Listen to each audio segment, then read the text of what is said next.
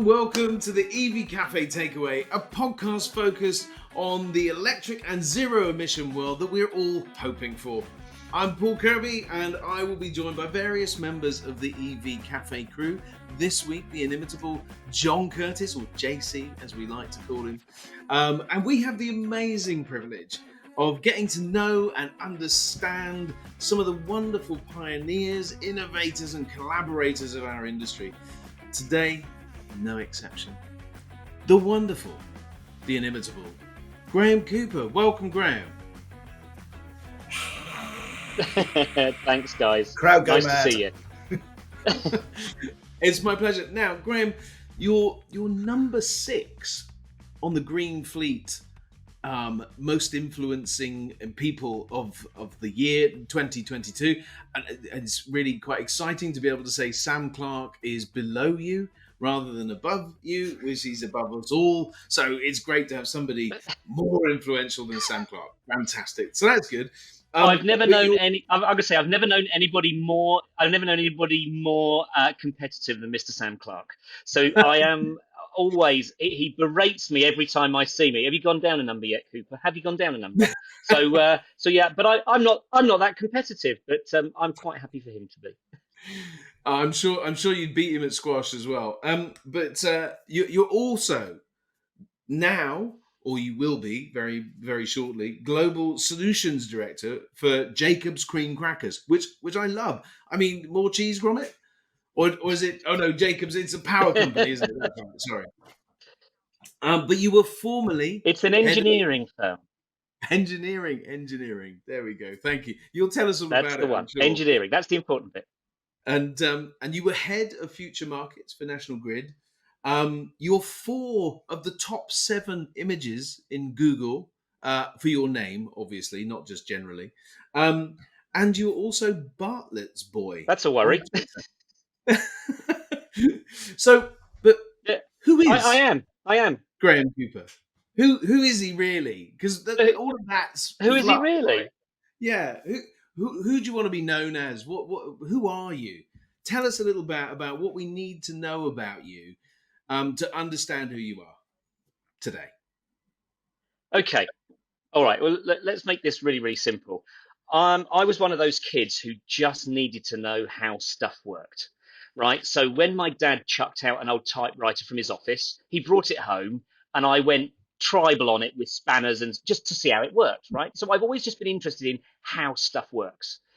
Then I was very lucky. I went to a local school, which is just over the way here. And it was a very, very progressive school. It was an environmental school. It was a modern, back then in the 70s.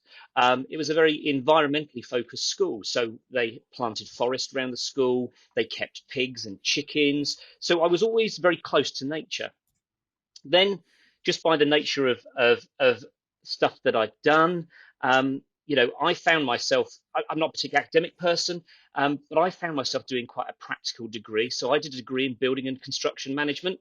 My kids think it's hilarious because I tell them that I'm a scientist because I'm a BSc, Bachelor of Science. They take the mick out of me because on my degree certificate, it says thick building sandwich. So I'm a thick builder, according to my degree. But as I say, I'm not particularly academic, but I was really interested in how stuff works. So, it got to the end of my degree, didn't really know what to do, wanted to do something practical. I was phoned up by a company that said, hello, we do project management and we're building mobile phone networks across Europe. Do you want a job? So I literally rolled out of that and thought, mobile phones, oh, that's cool, that's new. But of course, if you think about it as an industry, Paul, it's one of those really strange ones. Nobody made mobile phone networks before. So there's no instruction book. It was like bandit country. I think I've spoken about this before. There were 5 things driving that sector, right? So it was a technology disruptor.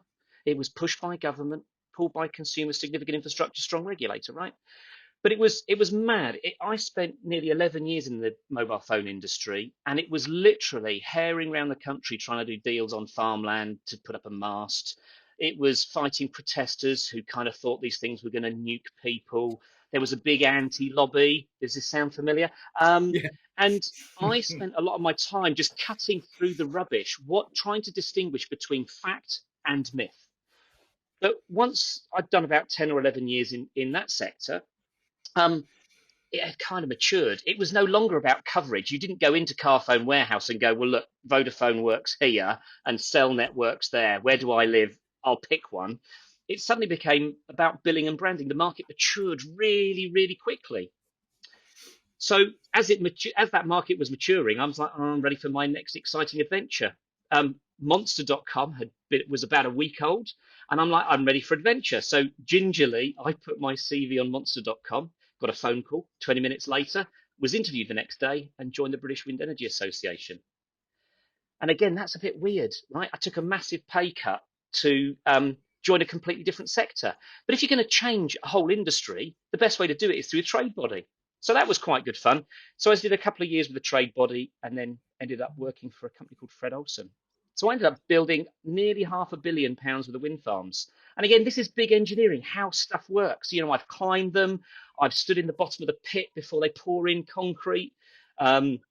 Big grid, you know, big drama. And again, no instruction manual, lots of antis, lots of naysayers. It won't work. Wind doesn't always blow. And again, fighting the myth, cutting through it and realizing that you needed a lot of people to collaborate for it to be a success. Everything from policymakers right the way through to people to make sandwiches for the workforce, right? And then after doing that for about 10 years, you know, onshore and offshore wind, I got to a point where it's like a bit same old, now a bit like cookie cutter. I'm ready for a change. National Grid turned up and went, transport and heat's going to be an interesting one. Do you want a job? So I thought, great. So, you know, that's what led me into that. But I guess it all just comes down to the fact that I like to know how stuff works. I want to do good, right? I mean, you've only got limited time on the planet, so I'd rather be known for doing something positive or at least trying to move the dial. And I guess my further iteration for where I'm going next is really to do that. You know, National Grid, my footprint was principally UK, and it was being very much funneled into the heat and transport alone. But I'm a power guy. I mean, I'm a bigger picture guy than just transport. Transport is a really, really critical piece of this, but it has to fit in a broader energy ecosystem. So, you know, I've got an MBA in energy, so I know way too much about nuclear, about upstream oil and gas, a bit about energy markets. So I kind of trying to just apply all of that knowledge and experience just to try and help move the dial in a market that needs all the help it can get, be that heat, transport, more renewables. So that's So, me. so Graham, obviously you did your initial degree. It sounds like you've done a little bit of learning since, because like if you're not academic, then I'm just kind of well, I am just a talking head. I mean, what do I know? But the it's yeah, you've obviously done a lot of learning since, have you, or have I got that wrong? Yeah, no. I guess, you know, life's a journey, right? And there's two ways of learning. You can either just go purely to that sort of academic classroom type learning, or go to the school of life. I've graduated from the school of life about 3 times, I think, through the different careers I've done. But actually, what I realized in about, when was it? About 2016, 2015, 2016, I realized that my educational experience was actually holding me back. I had a senior leadership job in a wind developer, but to go on from that, I needed an MBA. So I was very, very lucky. I worked for a Norwegian wind business. And I said to them, can you send me back to school in Norway? Well, it's very easy to get Norwegians to spend Norwegian kroner in Norway, right? They do like the kroner. So yeah, I was very lucky that they sent me on an MBA. Now, normally people do an MBA. It's generic about business. But actually, what I wanted to do is specialize. It's very rare to do a specialist MBA, but I did an MBA in energy. So it was actually really, really cool. It was probably one of the best places, or one of the best things I've done. I went to the most energy literate country in the world to do an MBA in energy. So if you think about Norway, right, they've got all of these oil and gas reserves, don't really need any of it. Hmm. Most of the country is powered from hydro, right? They're obviously a socialist country, so very high taxes, but very high quality standard of life. And of course, they'd announced being the first to ban the sale of petrol and diesel cars by 2025. So that was very And cool. 12 to 14 As quid part for a of that, beer. Sorry, 12 to 14 oh, quid it's for a beer. frighteningly expensive. Oh, that's a cheap one, Paul. That's a cheap beer. Oh, well, But yeah, yeah, Yeah, Norway standard was for an Paul. yeah. There wasn't a lot of drinking, Paul. There wasn't a lot of drinking. We couldn't afford to. But no, just the thing that was also great about my MBA is because Norway's a very small country, they have a great exchange program. So I ended up doing. I studied at IFP school in Paris, so International Petroleum School, which is great. Learned a lot about the dirtiness and how oil and gas industry works, so kind of know the broader piece. Obviously, nuclear is a very prevalent generating technology in France, so we did a lot of nuclear. So again, it's good to know all of the technologies. But also, I was really lucky. I was there for the Paris COP. I was actually studying in Paris at the Paris COP, and because IFP school is supported by French government, we all got day passes to the Paris COP in 2016. So it felt like a bit of a landmark place in a clean energy environment, and that was very cool. And then finally, the other leg of my MBA is I went to Haas Business School at UC Berkeley in California. Now, we studied disruptive innovation, and how to innovate from within a business, but also innovate without or out with a business. That was very cool as well. So we got to go behind, what do they call it, behind the veil at Google, and we got to go behind the veil at Facebook, and see the special secret source. And even more importantly, and this is where I guess some of your listeners will find it interesting, people who are starting new businesses, we got to sit in on a pitching session at an event called the Y Combinator, one of the most, it's where you go and find your angel investor, right? The Y Combinator in California is legendary. And we got to sit in and watch people pitching for millions of dollars with bright startup and innovative businesses. So it exposed me to a load of everything that really sort of, I guess, helped me give context to what I'd learned in the School of Life. Graeme, you're absolutely blowing my mind with the amount of experiences that you've got. But there's a core thread here. You're clearly a man on a mission, but more than that, it's a pioneering mission. It's things around new markets that are emerging that need rules written. They need things done.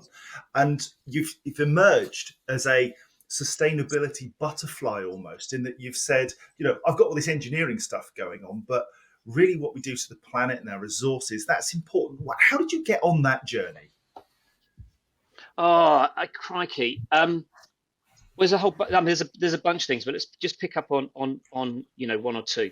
Firstly, I'm the only person in my family that went to university. Yeah, my dad did one job his entire life, right? He had a CSE in woodwork and a forklift truck driver's license. He swept floors. He spent his whole life in one company. Ultimately, in the 90s, he bought the company, right? So he was very successful, but he learned some hard miles. But the one piece of advice from him to me was, son, it's never about what you know, it's about who you know. And this is always about relationships. Everybody wants to do their bit and just do well, generally. It's how you unlock that is important. So I guess there's a couple of things. I was asked by an 8 or 9-year-old some months ago to say, I presented about what's happening in the energy transition, and this 8 or 9-year-old, and it was obviously the troublemaker, Billy or Johnny, just shh, don't interrupt Mr. Cooper. And he went, no, what is it you actually do? And he said, you've talked to us about wind farms and the grid and electric. What do you do? And I said, well, I turn up and talk to you. He went, yeah, but that's not building wind farms and electric. And I'm like, no, very good. So the teacher said to this little kid, why don't you formulate a question and ask Mr. Cooper your question? So this little kid stood up in front of class, bold as brass. He, right, Mr. Cooper. He said, Mr. Cooper, if you could describe what you do in one word, what is that? And I'm like, okay. I love the purity of child's questions. And I thought quite hard about it. And the one thing I could come up with is interpreter, right? If I had to describe what I do, I'm an interpreter. So I take what I read in climate science and know we need to move the dial. You can only move the dial if you have money to build the things to do stuff cleaner and greener, and to stop doing the things and the consequences of stopping doing the dirty things, right? So then you realize that stopping something and starting something else has to be predicated on good, clear policy. And you only get to delivery if you have regulation that allows these things. So I found myself over the period of time, John, in the middle being an interpreter. So money does not flow for things to happen unless there's financial certainty or a lower risk. Because basically, the higher Mhm. risk, the higher return you need, the more expensive borrowing money is. That doesn't help anyone. So you need to de-risk the investment. To de-risk the investment, you need clear line of sight on good policy, not flaky policy, not just we're going to stop doing something, but clearer line on policy. You need regulation to be running at the same pace as policy. Otherwise, government says do something, regulator says, well, not too fast. And so, and then ultimately, this needs to be explaining to the people who are delivering this, because one of the things people get frustrated with is they say, well, why is there a grid queue? Well, the reason why there's a grid queue is because it's saving you money. We could just build more wires if you want, but you don't want that because that sits on your energy bill. So explaining the context of what people are doing in an overall landscape. And so I guess from that perspective, I've realized that by just being the loudmouth gobshite in the middle, trying to explain the consequences of each of these different implications has just put me in a position where I feel like I've been able to help move the dial a little bit, and I get invited on to being parts of things. So, I mean, you'll have seen the stuff recently around smart charging. Crikey, 4 years ago, I was invited onto the government's EV energy task force. Now, I was the only representative of an energy utility. I was the only representative of the energy market, and I was the only commercial business around the table. Now, that surprised me more than any. Everybody else was an NGO, but what really came out of that is each of the NGOs were specialist in the area they represent. Nobody was trying to look at the whole picture. So I just tried to basically join the dots of everything that I see. I was just going to pick up on that, Paul, if I may. You walk the talk, though, don't you? It's not just a case of I'm going to go and be a talking head. I'm going to go and interpret and help parties understand. Your Yes. whole life is about sustainability. Your home, for instance, is hugely Yeah. sustainable. You operate it. Yeah. So it's far deeper than just, I'm good at interpreting stuff. Oh yeah. I mean, it was a funny one for me. So I was invited to speak at the first Fully Charged Live in 2018 at Silverstone, and National Grid were a bit reluctant because it was a consumer event. But I went and spoke, and literally Robert Llewellyn said to me, "Can you just say the grid will cope?" And I went, "It will cope." He went, "Yeah, just say that," because that was the debate at the time. So anyway, when I came off stage, somebody in the front row came up and said to me, yeah, you're just paid to spout all this rubbish." And I went, whoa, back up. Hang on. Um, it, and I then explained that this is a 600-year-old house, right? So it's a grade 2 star listed house. When I bought it, they told me that it would cost me £6,500 a year in oil just to keep it warm. And it's only fine. It's not some massive palatial thing. It's 5 beds, right? But there's no insulation anywhere. And so what I did is it forced me to ask some really difficult questions, like how the hell am I going to do this? And do I really want a transit van size oil tank by my back door? So this house is heated and has been for the last 11 years by my garden, right? So I have ground source heat pumps that heat my home and hot water. It's the only form of heat. So when people say heat pumps only work in modern Euro boxes, look, it actually, I'm in a jumper today, which is quite mad. I'm a bit too hot stood here. But the True. house is warm. It's been warm for 11 years. I'm not cold. Then I'm not on mains drainage. And so when we renovated the house, they went, "Oh, you need a new septic tank." And I'm like, "Well, all you're doing is pumping stuff away, right?" And they said, "Well, you can have a treatment plant, but wouldn't recommend that." So we did a bit of investigating. And so all our wastewater goes through a biodigester in the garden, right? So everything that goes down the drain goes through that. And so the only emission from my house in normal operation is just clean water. Clean water leaves the front of my house there into the ditch. And we can dip test so we know the water's clean. And then in 2017, I got my first electric car. I've been an EV driver since 2017. So I drive clean. My only frustration, and it is a real frustration, is because my house is listed, I can't put solar panels up. I can't put them on the house. I can't put them in the garden. They can't even put solar panels in the field next to my house because of the listing of the building. So I could use 100% of any power I could generate. But I do my best. I have an octopus tariff, so it's a cleaner tariff. I'm a realist. I know that what comes out the socket isn't always clean. But also I'm on a really, really dynamic tariff. So my heat pumps, which normally heat pumps like to run gently all the time, mine are actually tricked into running only when the grid is cleanest and cheapest. And people would say, well, that's not great for heat pumps or for your home. But actually, all we did was I asked this question when we installed it, and we put a slightly oversized water tank in for the underfloor heating and a slightly oversized water tank. So basically, I've got a heat battery in the utility room. So I'm able to run between peaks. So we use, I think I worked it out about 3 weeks ago, 73% of all of my electrical demand, now bearing in mind I'm an electric only house, happens off peak when the grid is cleanest and cheapest. So there's probably more I could do. I mean, people who know me know that I've got 2 log burners in the house, but I've had a log pile for 11 years and I still have the same log pile. So it's very, very rarely lit. So look, I'm not saying the house is 100% clean. Yes, Christmas morning, we do unfortunately light the log burner for warmth and effect on Christmas morning. Scandal. And yes, I do have a 21-year-old diesel Defender, which does about 200 or 300 miles a year. But the way I live my life, I try to do the reasonable and pragmatic things. It's not about demonizing the dirty stuff. It's about showing by doing the clean stuff. And what it does do is it busts your own myths. And so it's just really helped me cut through because I'm not paid to talk about this stuff. I do it with my own money. I do it and learn. Yeah, it's showing by doing, John. And actually, that's a really good, I guess, almost segue to if I can help people try and innovate and do and de-risk, then what happens quite quickly is that innovation very quickly becomes mainstream and it then moves the dial and markets mature. And if I can speed up that process, we'll get there quicker because the one thing we don't have is time. Graeme, there's a couple of there's so much in what you're saying. I mean, obviously, we're going to try and keep it to some sort of time today, but we will take all the time we need.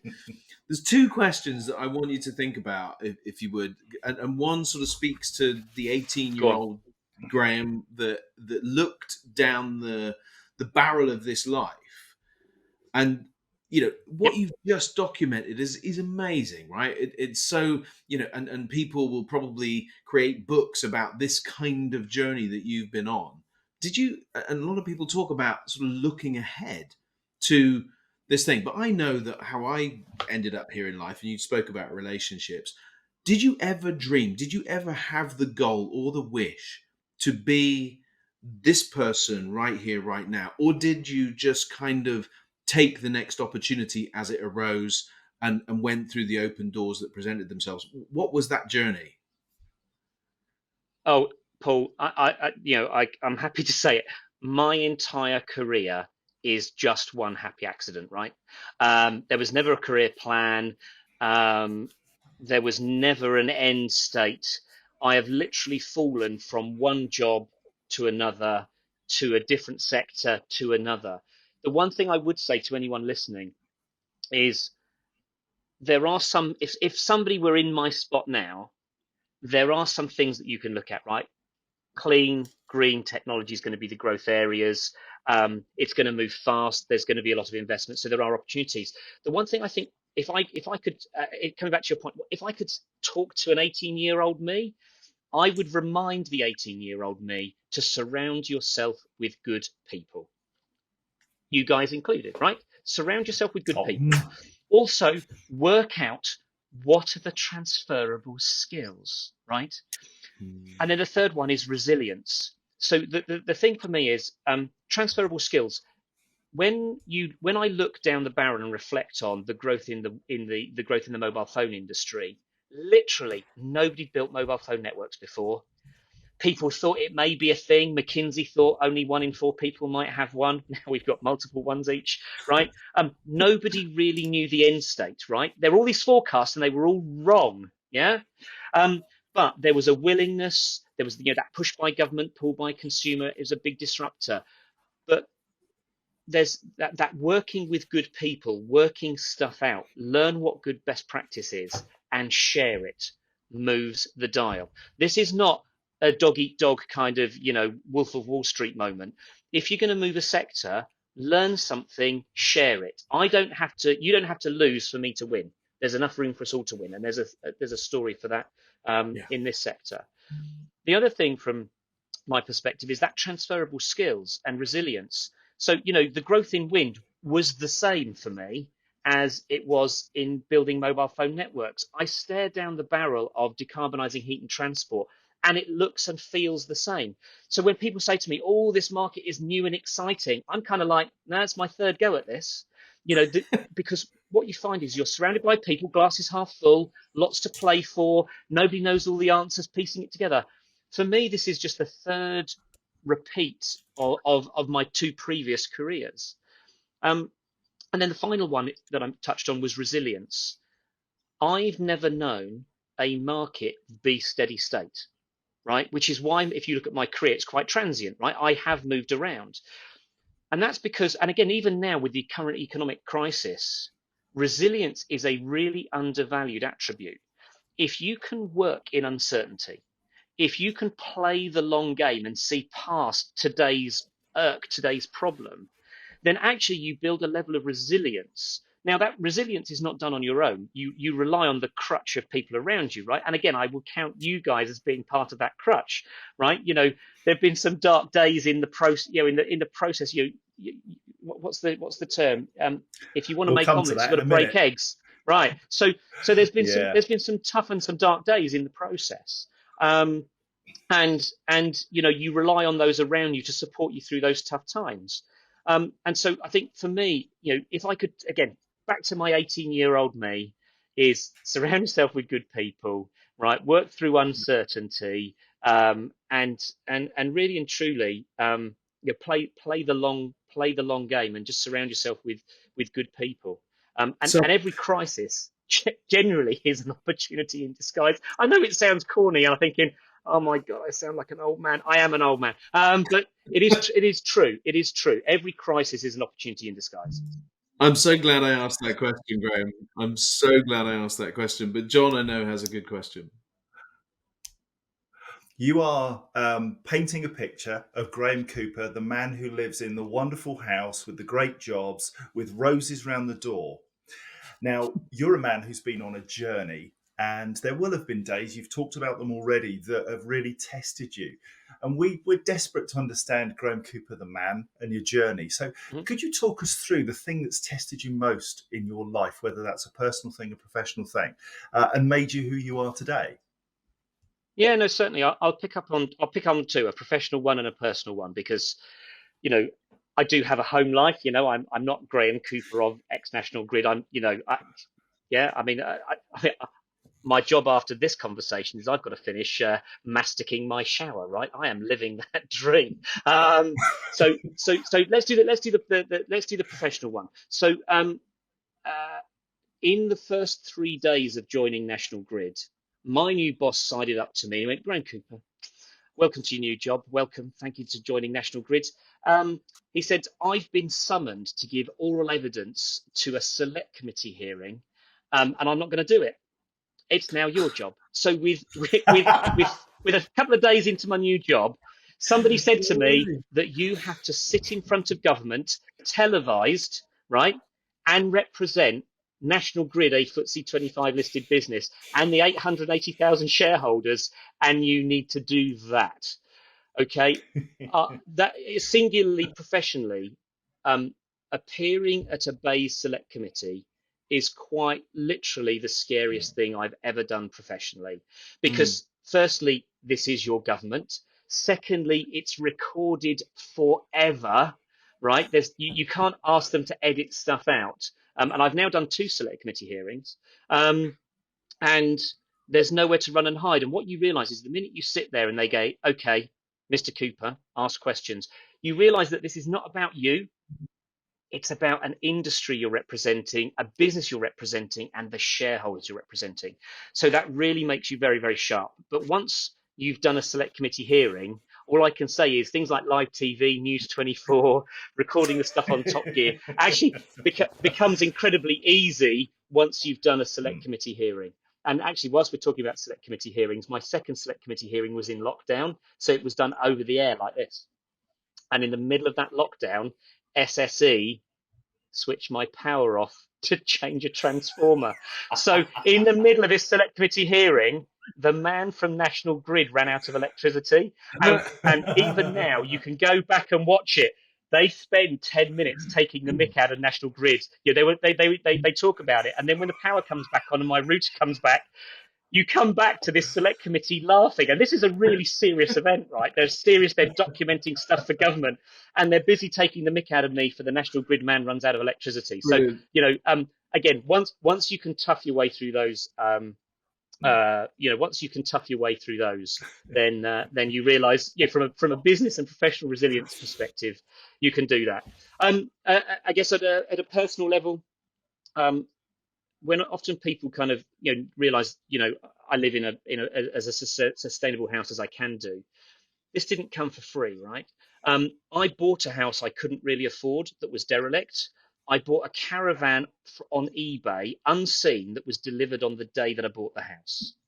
So if you think back 11 years, I lived in a caravan with my wife, two very young primary school kids, 2 cats, a dog, 2 guinea pigs, and I had to renovate a house in my evenings and weekends. So if we're talking about personally, this is not one of those things where I've just written a check and someone's done this. I would work in London in the wind industry, right, from 9 to 5. I would arrive home at about 6:30, literally jump into jeans and a jumper, and I would be renovating till about 11:30 every night. My wife would bring me a sandwich somewhere in the house whilst I'm pulling up floorboards or working on the house. And then every weekend I would work 8 till 4 on a Saturday and 8 till 2 on a Sunday. And so that's 8 or 10 years of hard graft to make my house sustainable, as well as having a high profile job, as well as maintaining my marriage and my relationship with my kids. So on a personal level, there were some tough times there, as you would do anything. But my relationship with my kids, they now understand the value of money. They understand how insulation works. They understand how the world works. My relationship with my wife has never been stronger because we've created something. I mean, let's be honest. I couldn't afford my house if I didn't live in it, right? If I didn't own it, I couldn't afford to buy it. So the only way I've done that is by hard graft. And so that there were some dark days, when you're waking up at 8 in the morning and condensation's dripping off the ceiling of the caravan and your duvet's going mouldy. There were some tough times, but it's hard miles. But that's where I come back to that resilience thing. If you realise you've got to play the long game, you've got to ride through those tough times. And I think in the uncertain times we have, that trying to find your resilience is actually going to be really, really important for a lot of people. It was important for me. And yes, it looks like I'm the lucky guy now because I live in a nice house that's very sustainable. But there were some hard-won miles there. Do you know what? The whole subject of resilience is one of those things that, I think is missing in today's society, right? It's like, well, if you're not going to play my game, then you're all nasty and you've got to go away, and we've got to, I think that sort of toughen up kind of mentality. I know it's not a toughen up kind of, don't worry about it, get over it, but there is this kind of learning through the difficulties, learning through the challenges that gives us something that enables us to keep going and do the things that you have done, which, are genuinely quite outstanding. One of the things that you mentioned in there, we're not going to have time to touch on it, although it's a great experience, was Top Gear. But your appearance on Top Gear taught us something about you, which was that you are actually a little bit of a petrol head. No, I'm a car lover. Can we reframe that? I'm a car lover. Yeah, let's just reframe that. Not a van lover, a car lover. Well, I like a good van. I like a good van. Paul's seen me in the National Grid van. I'll share a little video with you later. I love a good van, me. But so talk us through the future, because I know that you spoke to Chris at Top Gear, and you talked about the V8s and the different things. What's the future for this, for the car in that context? Yes, it's really simple. The transition we're on, the reason why the haters hate is because they think something is being removed from them. Okay, so in the future we will still have combustion vehicles. There'll be the classics, there'll be the rarefied stuff. Today it's petrol. It will probably be a synthetic petrol in the future, and it's going to be pricey. I mean, it costs, in energy terms, it's about 7 or 8 times the amount of energy to make a litre of synthetic fuel than it is to refine oil. So in the future, this is not about demonizing the car. But let's face it, a classic car that does 500 or 600 miles a year, maybe, is never going to ruin the planet, right? It's the commuting stuff, it's the shopping stuff, it's the school run stuff, it's the high volume stuff. And so the dirtiest thing we do as a country is move people and goods, and it's the thing we know how to fix already. You can buy an electric van, you can buy an electric truck, you can buy an electric car, and if you charge it even on the grid today, that's about 50% green, right? It is still many, many, many times cleaner than by refining petrol and burning stuff. And that's not just the climate piece, which is obviously global, but it's the air quality piece, which is hyper local. And so I think the thing from my perspective is, I like, Charlotte from EV Thank You. She is not demonizing people for the choices they make. She's applauding people for making better choices. And the only way to make better choices is to make better informed choices, which is why it was 6 months of negotiation between BBC and National Grid for me to do that interview on Top Gear, because Chris Harris genuinely, as a journalist, is a really good guy, and he's really inquisitive. But of course, he plays a role for the TV show, which is why he wanted to do the Chris Harris talks, which is why it was a long form interview. And even Chris was nice. He mentioned me in the magazine. He mentioned me online. And what's nice actually is I've had a couple of tweet messages from him, which is some of the stuff that we said in the interview. He's starting to see play out, and so it is part of that education. Who would have thought some daft bloke from National Grid would end up appearing on Top Gear chatting to Chris Harris? Go figure. And it's even their most successful YouTube clip, because people keep No coming back way. to Mythbusters. Go figure. Wow. Yeah, because what happens It's is, brilliant, again, isn't it? BBC had to do some analytics, Paul. Normally, what happens is Chris Harris gets a brand new BMW.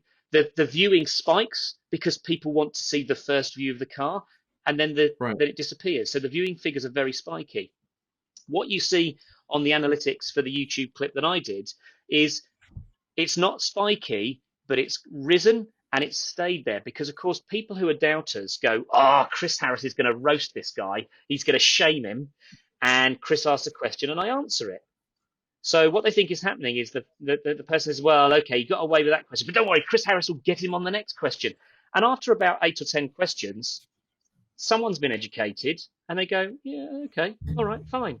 So what's happening is it's not a high viewing on the day, but it's the one that's most shared, viewed, and it's got about a 97%, 98% thumbs up. So BBC are quite delighted as well. So no one's more surprised about that than me. Deeply flattering, though. We're not. We're not Absolutely. surprised at all. You're outstanding. Now then, you've got a big challenge coming your way, and let's be honest, taking on the world to save it, because net zero won't do itself, is part of your role. What are you looking forward to in that new role and your future as a whole? Oh, okay. So I'm joining Jacobs, which is a global engineering firm, but they do so much more than that. Just Google them. I'm not going to list all the things that they've done, but the thing from my perspective is my role has been principally a UK role through National Grid, and I've done a fair bit of work in the US through National Grid's activity over there. But Jacobs are truly a global engineering firm. They're about, by number of people, 4 or 5 times bigger than National Grid. And what I guess we often complain in the UK that we're behind the curve. Actually, a lot of the world looks to the UK and Europe for innovation in the energy space and the transition space. So what I'm hoping to do is to use, and the reason why my title is a global title, is climate change is a global problem, universal. Air quality is a global problem, universal. Now, the fix itself might be slightly different. In certain markets, it might be a bit more hydrogen or a bit less electricity, or a bit more electricity, a bit less hydrogen. Other markets are dominated by other technologies, and so you have to take those on board. The economics is a little different depending on where you are. But this comes back to that one word I used earlier, interpretation. So what I'm hoping to do is I'm hoping to help the specialist divisions of Jacobs with their energy transition, and to help Jacobs clients with that energy transition. And some of that is also reaching out into that policy space. As I said right at the start, people want certainty. Good policy, which is based on good fact, on good science, and not by whoever's lobbying the hardest, is really important, because good policy gives you certainty. So the other thing I'm hoping to engage more with, like I do in the UK, so helping government with both transport and heat in the UK, I'm hoping to work with other jurisdictions on some of those learning points, and how can we try and take that big policy stuff through to certainty, which will ultimately mean delivery has to happen. And so I'm hoping that I can have an impact. And the thing for me is, it's also a chance. As you know, I've studied internationally, but I've never really worked internationally. And as a 49-year-old man, I kind of think, well, I've got 10 or 15 years of being the most effective I can be. Where can I be the most effective? Well, one of the most polluting countries in the world is the US. And so a chance to live and work in the US with my family as an adventure, personally as an adventure, but professionally as an adventure, is certainly quite appealing. So who knows? But again, I come back to that. My role is a global role. So I'm not disappearing. I just have a bigger net to cast. And we are very, very glad that you are not disappearing, Graeme. Graeme Cooper, we've spent a good degree of time chatting, and quite frankly, I feel like we have only scratched the surface. But it's been great to really get to know you a little better, to understand your journey, and those three pearls of wisdom that you gave us there, right in the middle, about how to move forward, which I completely agree with. And good people, transferable skills, and resilience, I think, will be just something that will sit with me for a very long time, because I think they are the secret sauce behind Graeme Cooper, the man. And Graeme, we wish you all the very, very best, and in your Thank new you very much. role, your global role, not with Cream Crackers, but with an amazing engineering company called Jacobs. And we look forward to seeing the certainty being created. Graeme Cooper, thank you for joining Thank the you. EV Café Takeaway. It has been an amazing time chatting with you. Guys, if you want to follow Graeme, please hit him up on LinkedIn. And also Bartlett's Boy, right? On Twitter. Or Bartle's Boy. Is it Bartlett's Boy? No, it's No, Bartlett's Boy, right? Bartlett's Boy. The name of the house is called Bartlett's Farmhouse. So I joined Twitter when we were refurbishing this. So the house is called Bartlett's Farmhouse, which is why I'm Bartlett's Boy, and it's kind of stuck. There you go. Must have So been But one of the anyway, first look, uses of. guys, thank you for inviting me. As you say, reach out, and please keep up the great work with EV Cafe, being somewhere as a safe space that's inclusive, to bust myths. Please just keep doing what you're doing. You were a bright, shining light in the middle of the darkest days of lockdown, and you've built on that with your amazing sponsors, and they recognise that as well. So, I know you've been bigging me up, but I think bigging you guys up for what you and your other EV Cafe founders have really, really achieved is really quite special. And I guess, as someone outside looking into that specialness, I don't think you truly realise how special the EV Cafe is because you're in it. But for those of us on the outside, we genuinely appreciate everything that you do. So please keep doing it. it will be our Oh, pleasure. We are humbled by that, Graeme. Thank you. Um, This has been Graeme Cooper. This has been the EV Café Takeaway. And we wish you all a great day. Follow on our LinkedIn page, our website. Hit us up wherever you are and follow the podcast. Thank you for joining us. Have a great day, everybody.